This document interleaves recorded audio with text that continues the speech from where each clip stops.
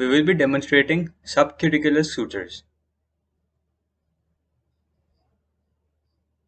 To start with, you go in from normal skin edge and come out from the edge of the tissue, the subcuticular tissue. To show you the differentiation over here, you can see the three layers: skin with subcuticular tissue, the yellow subcutaneous tissue, and the red layer for deeper tissues like muscles. So here we will be suturing in the subcuticular tissue, which is just below the skin in the pink layer and not the yellow layer.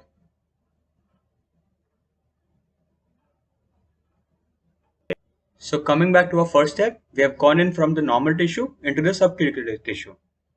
Now what you can do is just attach an artery forceps over here and keep it aside so that when you slide, it does not come out. Because if you lose your traction, and the whole wound will open up.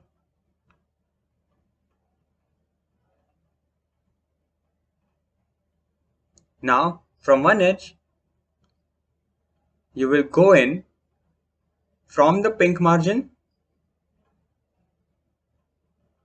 and come out from the pink margin.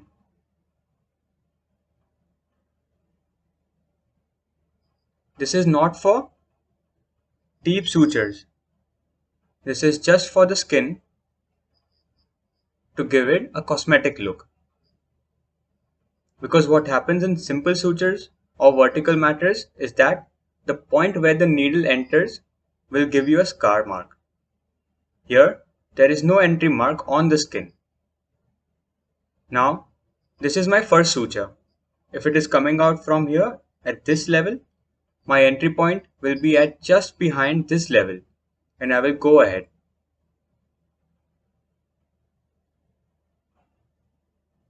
You need to make sure you don't come onto the skin or go too deep.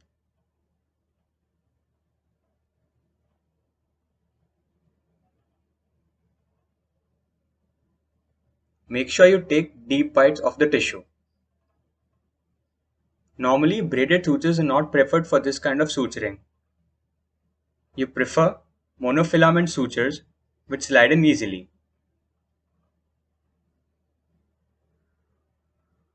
Here you can clearly see I'm going in from the subcuticular tissue and I'm coming out from the subcuticular tissue.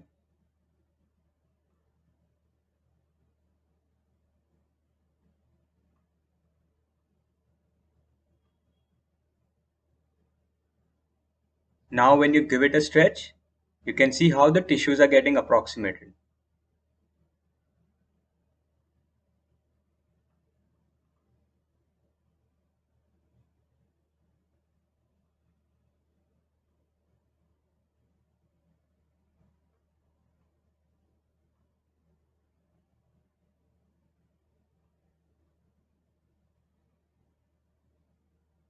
You need to make sure that you're taking the sutures from the same level on both sides to avoid any discrepancy while suturing.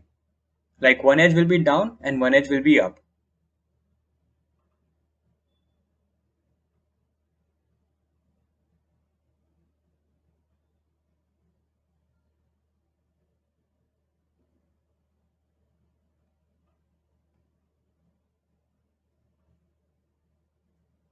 Now see, if I'm giving it a stretch, you can see how the two edges are coming up.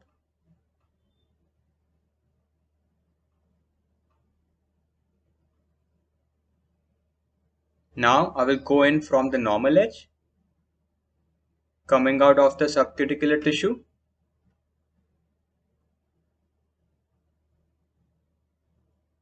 I'll use an artery forceps to hold the edge.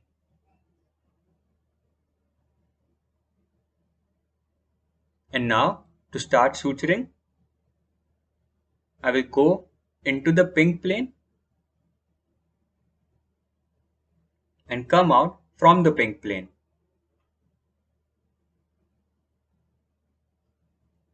You can see the yellow layer, which is a subcutaneous tissue, and the pink, which is a subcuticular tissue, just below the skin where we are suturing.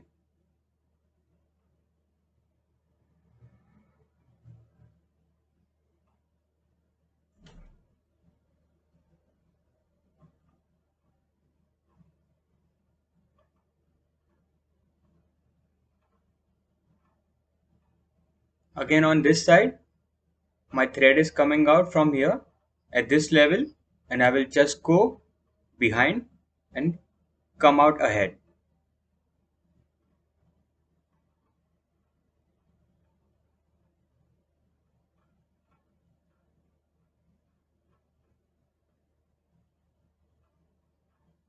And now when I give traction to this, you can see my edges getting approximated easily and properly.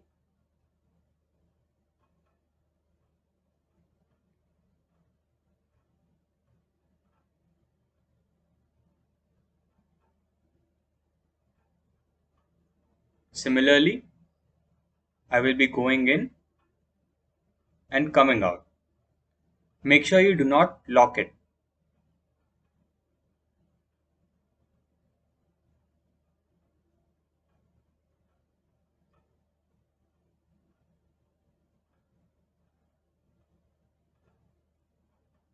And again, in from the pink layer and out from the pink layer.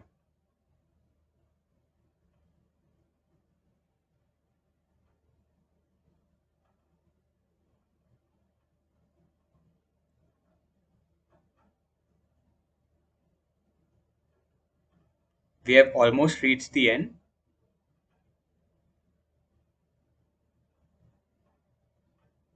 In the end, I will come out from the normal skin